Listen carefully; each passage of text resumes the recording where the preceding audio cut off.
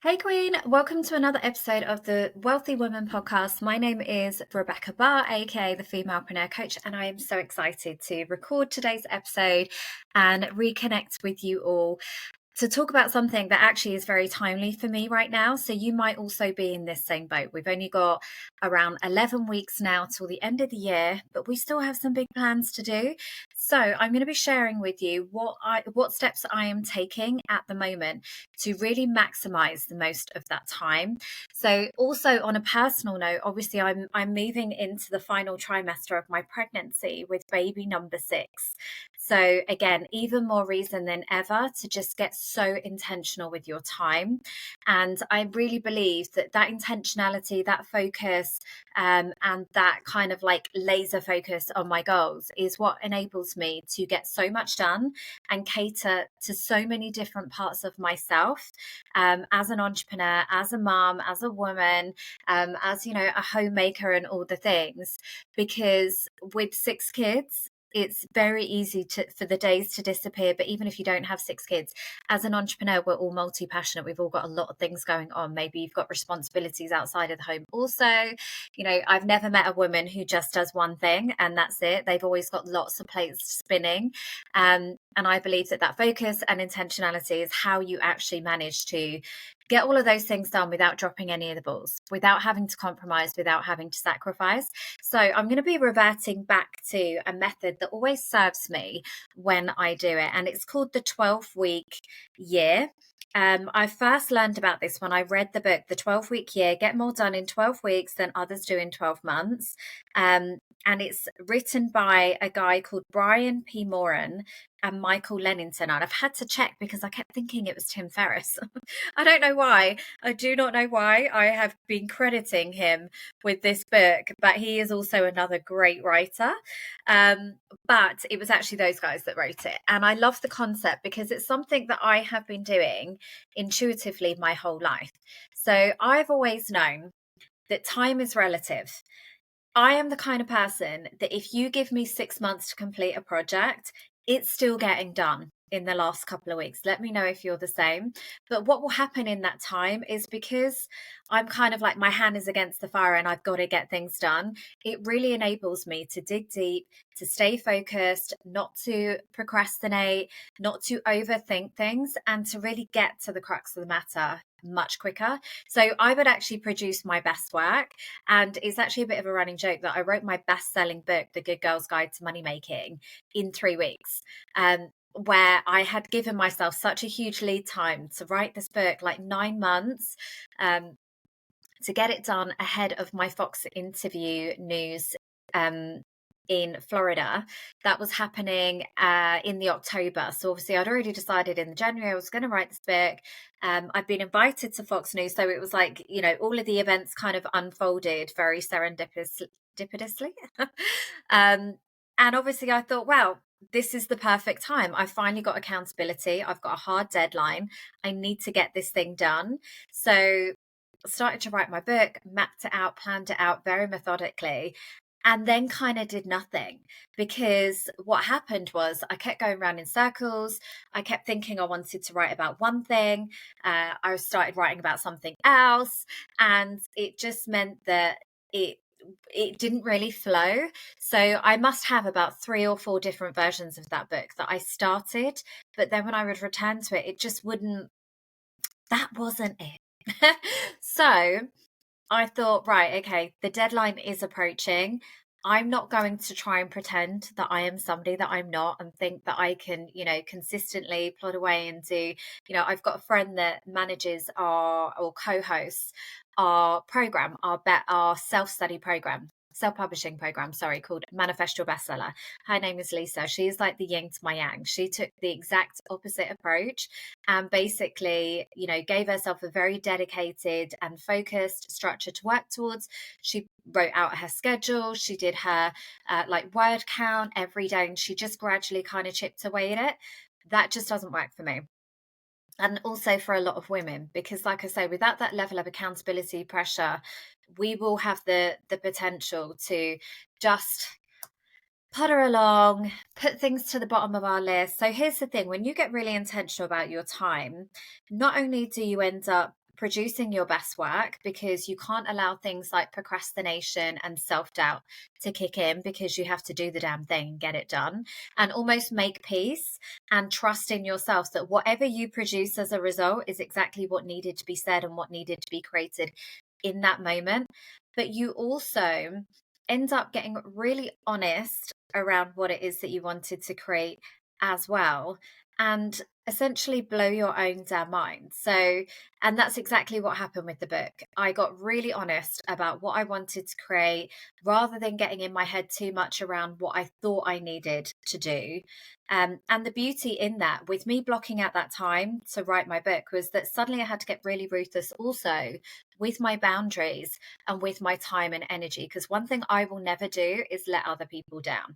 And I had a deadline, I had a commitment, I needed to get it done. And I had a lot of people that I would be letting down if I hadn't have done that thing. And that's why when you have accountability as well as an action plan and all the things, you're 95% more likely to achieve your goals. That's why working with a mentor is so important. So it meant having those difficult conversations with my kids, with my partner, with clients, even with other people around, this is what I need to do. You all just need to let me do the damn thing.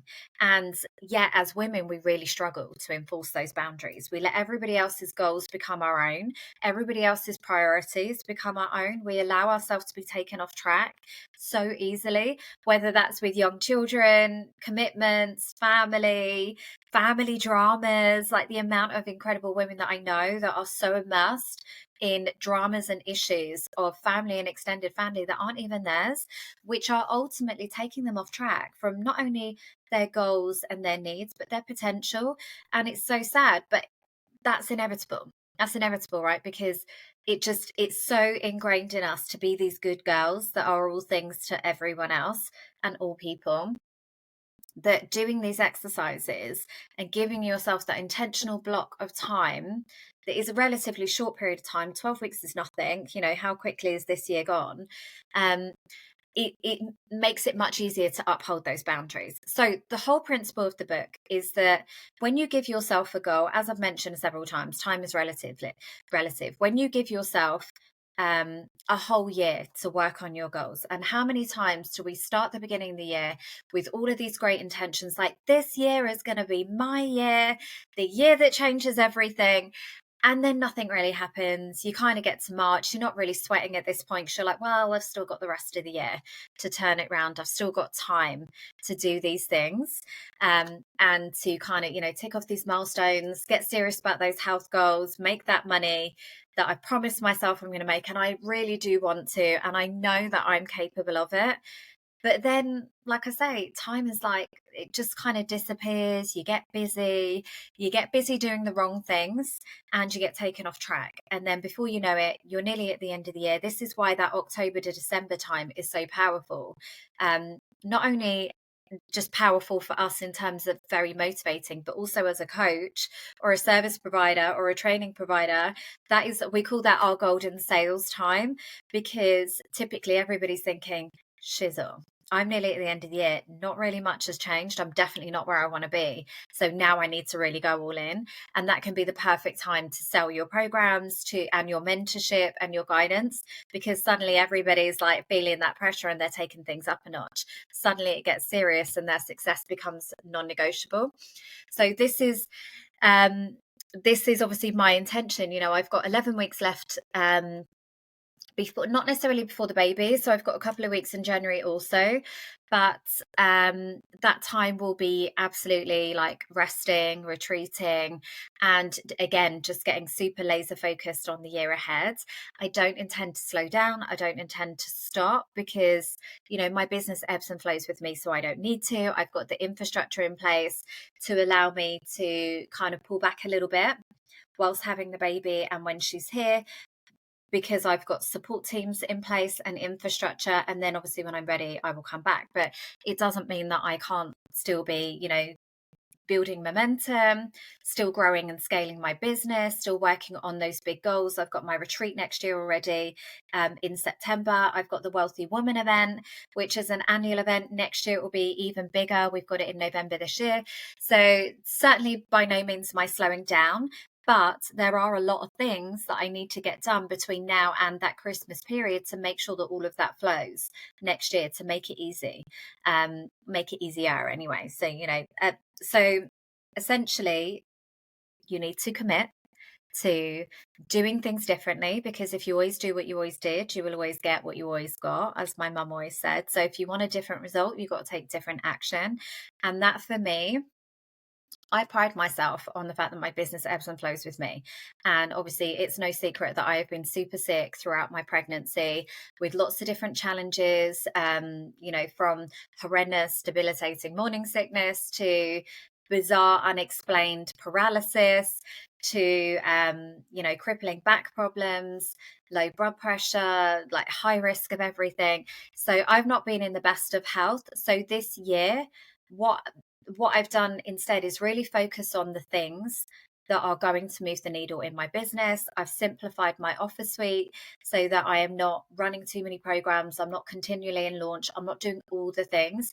And I actually found it really interesting recently. I was listening to a podcast interview with Natalie Ellis from Boss Babe, and she says like she scaled Boss Babe to like 7-8 figures with one offer, one thing, so that she could market with one message to one kind of client and build that really niche, like focused audience. And she was essentially selling a product that was a few £100s, and she managed to get 7 figures just by not deviating from the plan. And that was essentially my plan then this year. It's like, okay, had to take a few things off the list because it was like, well, universe has got different plans for me. I obviously wasn't anticipating being pregnant when I started the year, but like I say, the universe always has better plans than even we know. And then it was like, right, so if with all of this in mind, not necessarily being able to do all of the things, what are the things that are really like the game changers that I wanted to do? So obviously for me, that looked like my retreat, that looked like really going all in on my mastermind, up leveling the experience. And that is literally up leveling every day. I'm about to bring in a new support coach to help the women in new and interesting ways. We've got our quarterly CEO days. We've got the retreat. We've got the Wealthy Women event now, where the mastermindees can speak. So it's just such an exciting offer, and absolutely something that I wish I'd had. Through all of my stages of business, I wish I'd had such a proactive mentor and such an intimate, dedicated community and values aligned. I'm really excited about this. So those were the kind of core things that I was like, yes, this is what we need to scale and this is what we need to focus on, because this is where the biggest opportunity for me to make a difference is, as well as, create an incredible income and a business that really excites me. This is how I change the game, because every woman in my community is really values aligned in changing their industry for the better. So by me cultivating that community and showing them what's possible for them, that then filters out. That's the legacy of that. So the first thing you have to do is obviously get the vision of what it is that you want to create in the next 12 weeks. Obviously, mine is 11 weeks, yours will be 12. So in 12 weeks, what would you absolutely love to achieve? What would be just something that would blow your own damn mind at what you have created? Now, this is focusing on all areas of life. So what I love is that this book really focuses on balance in all areas. So it isn't just about business. My goals are health goals. They are goals within the home and family goals.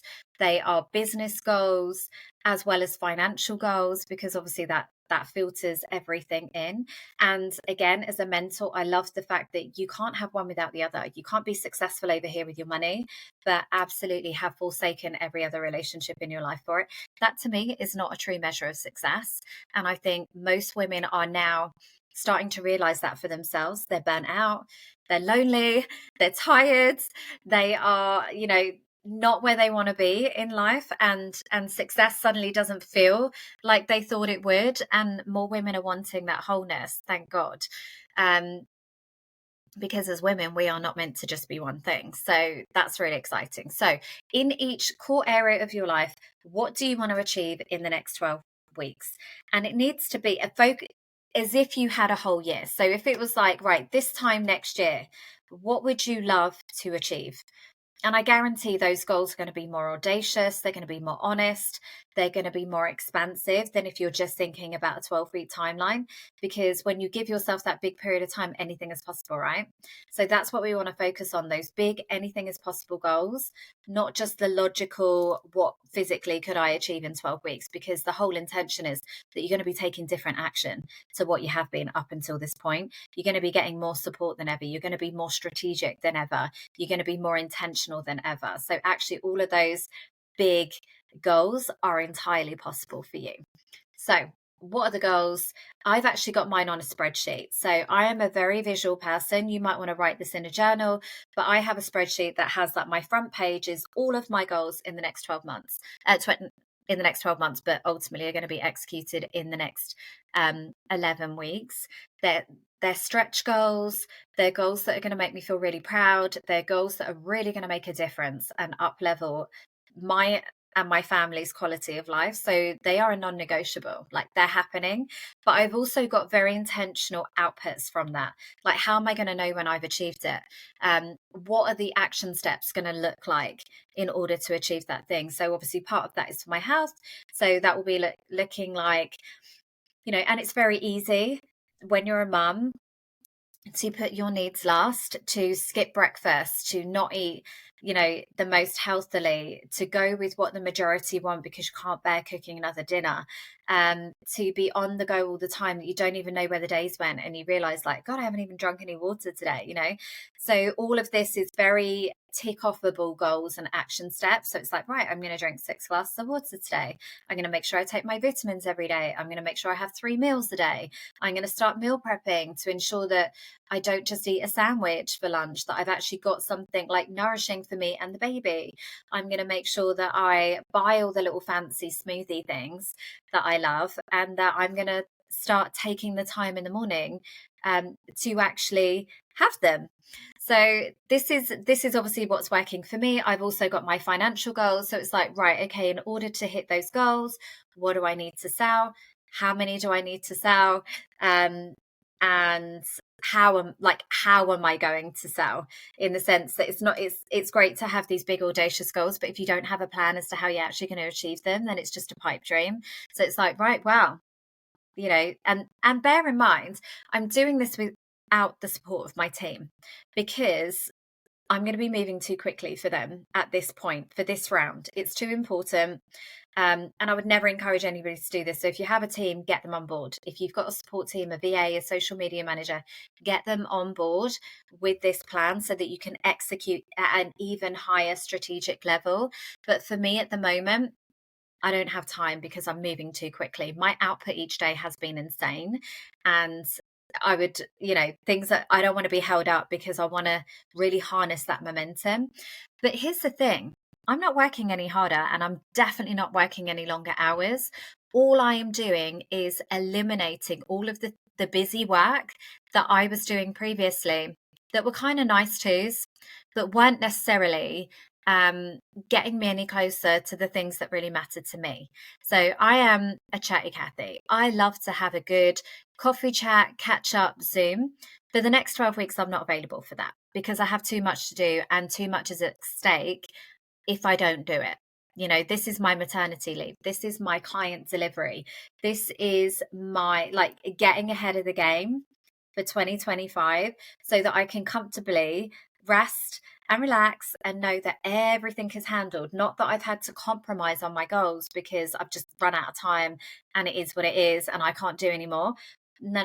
I've never been one of those women that's like, well, I've got kids, so I can't build a big business. I can't put a lot into it because I've got so much else going on. And I always look to women like Kim Kardashian as an inspiration for that reason, because she's never lowered her goal or her expectation because she's a mum. I don't intend to do the same either. And I think particularly that comes from not having a partner to pick up the slack and to, pick up the torch and carry things forward. But equally, because, I'm a manifesting generator Gemini with ADHD. for me to be the best mum that I can be, I need to be multi-passionate about and able to do all of the things. I've always got at least one or two decorating projects on the go. I've always got holidays that I'm looking into, as well as my work, as well as things with the kids, as well as homeschooling. So, and that's how the kids love it, because it's always big energy, always lots going on, lots of celebrations, family milestones. Like, you would never be bored in our house, and people love to come round just for that reason, because there's just a lot going on, and that's how I like to live my life. I don't want to compromise my family values and be like, well, we've just got to kind of rein it in and not do much because da da da da. No, we go all out. Like, we live every moment and every day like it's our last, because at some point it could be. And obviously that comes from, my trauma with my mum passing very unexpectedly. And that was a real kind of, underlining moment in my life where I was like, yes, all of that intuitive nudges to really like live it up and, tap into the full abundance of the universe, do 10 holidays a year if I want to, work 3 jobs if I want to, like go all in and all out on my life, because you only get one. That was underlined when she passed. And it's just something that I've really, just carried forwards with me. So maybe you have a similar experience where you just feel that sense of like, I just want to live every moment to its fullest while I'm here. So once you've got those goals, you then need to put that into an action plan. You then need to put that into a daily plan. And you don't want every day to look the same. Like, the whole intention is that this is strategically moving things forward. And you might not be able to map out. I struggled to map out the whole 12 weeks up front, because I was like, I don't know what opportunities are going to come that I need to allocate time for as I start to plant these seeds. Now, for me, I always say to my clients, you always need to be planting seeds every week, no matter how busy you are in delivery, how much else you've got going on. This is when you get feast and famine cycles in your business. If you are not prioritizing the front end, growing your business, your visibility, your audience, your opportunities to make money, then at some point your pipeline is going to completely dry up.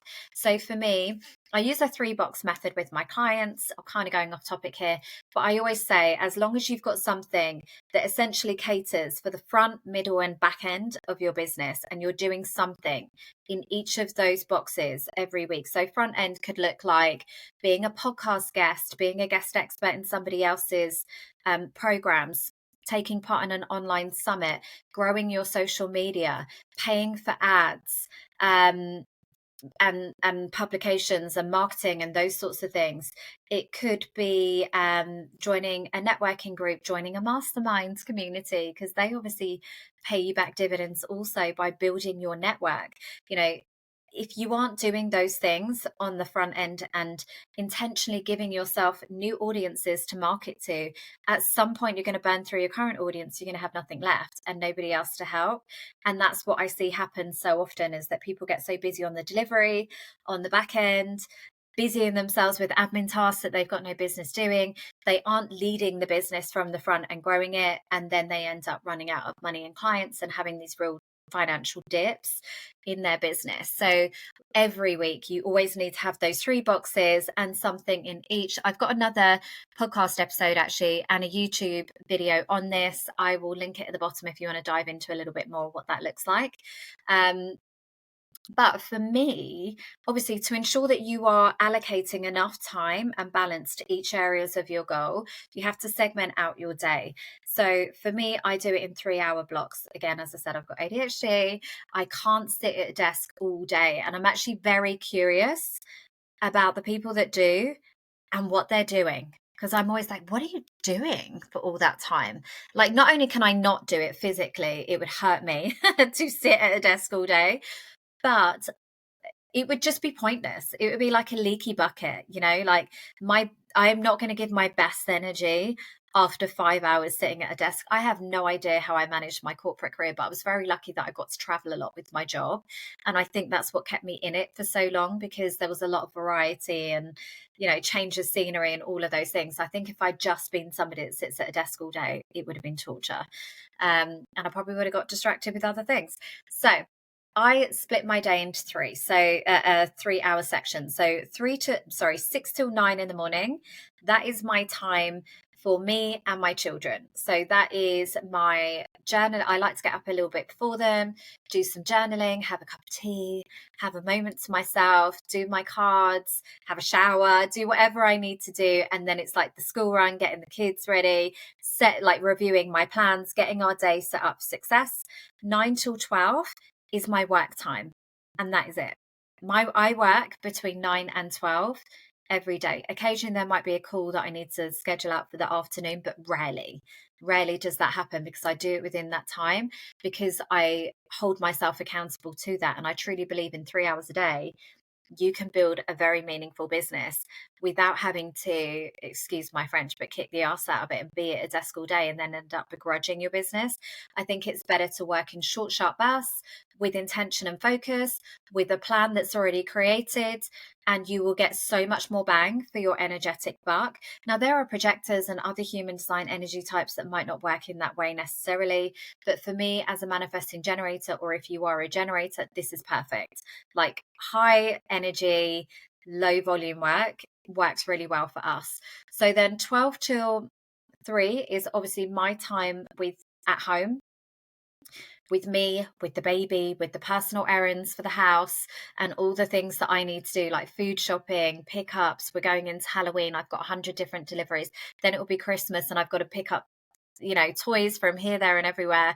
100 different errands and all the things. So that is our time to do that with me and the baby. So I don't miss out on this golden time with her. I mean, I say she's the baby, she's 3 now, but that's why I wanted to work for myself. I also use that time to homeschool my oldest daughter, because she is a teenager, so she is not getting out of bed at 9 in the morning. She kind of gets out around that time, but it takes her a minute to get up, get ready, have a breakfast. I'm already working while she's doing that. I'm not going to have that battle.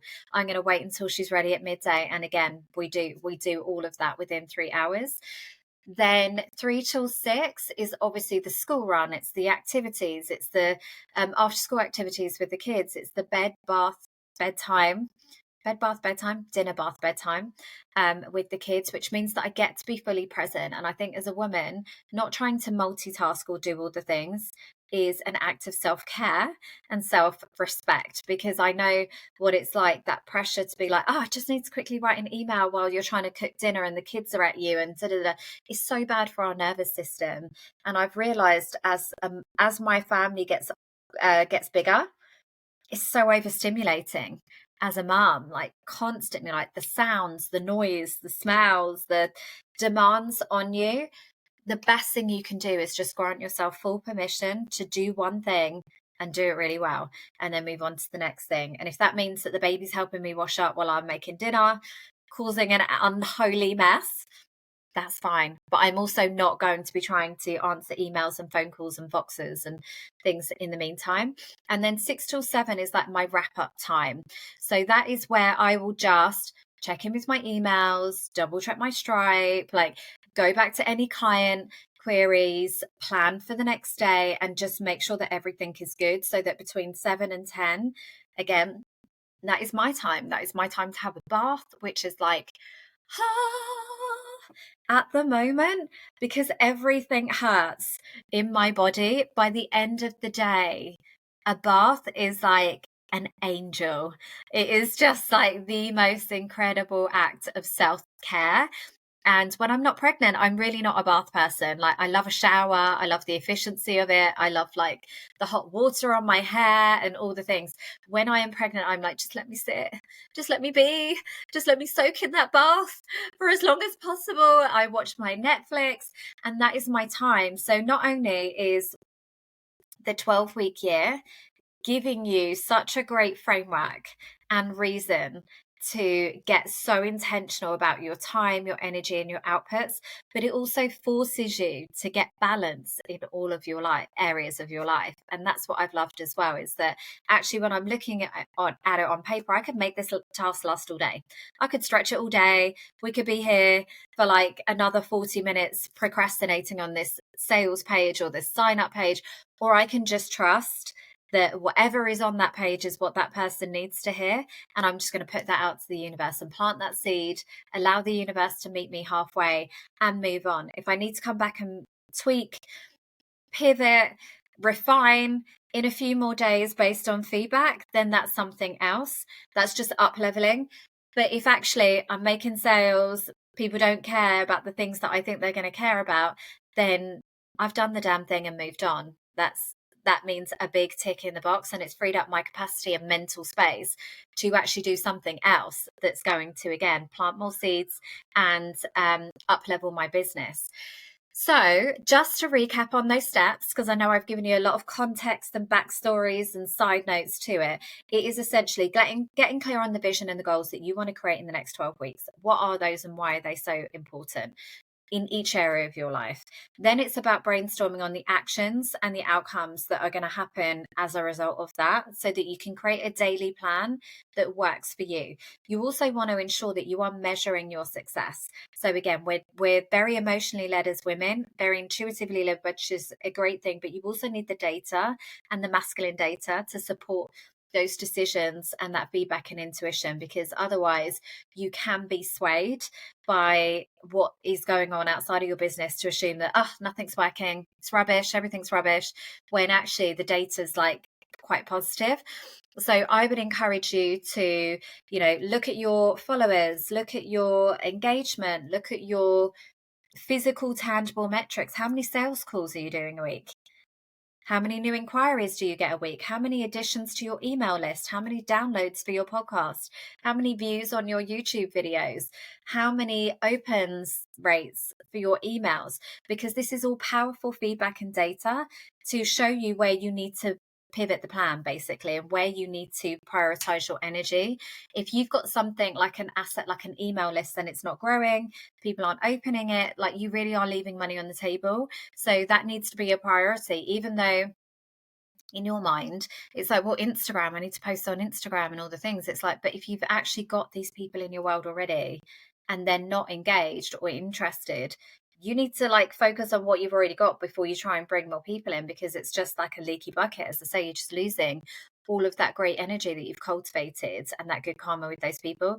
So make sure that you are measuring the data daily. So for me, I have very quantifiable goals around like ticket sales that I want to sell for the Wealthy Women event, people that I want to bring into the mastermind, downloads for the podcast, views on my content, how many people I want to build in my email list, just a lot go. And also I'll be running a free challenge from next week. So again, how many people I want to sign up, make it measurable, because then you're accountable. And then if you are like 3 days into the week and things aren't progressing, that is your time to pivot and really focus and think, right, okay, what is not working here? Because don't allow it to, a bad day, a bad morning to turn into a bad day, to turn into a bad week, to turn into a bad month, because that month is essentially now like pretty much a quarter of, or a third of your year.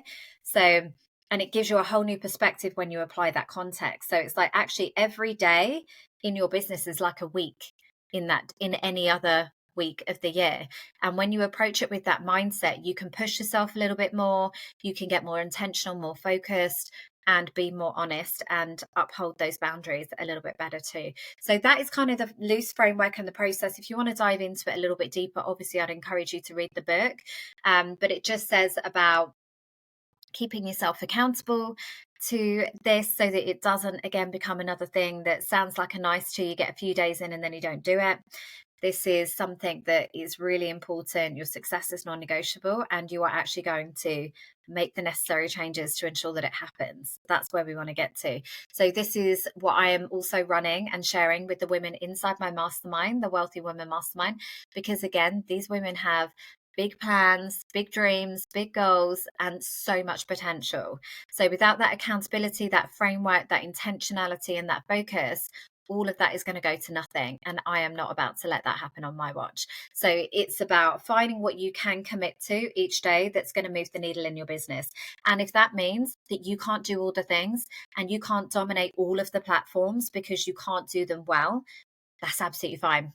let some things go.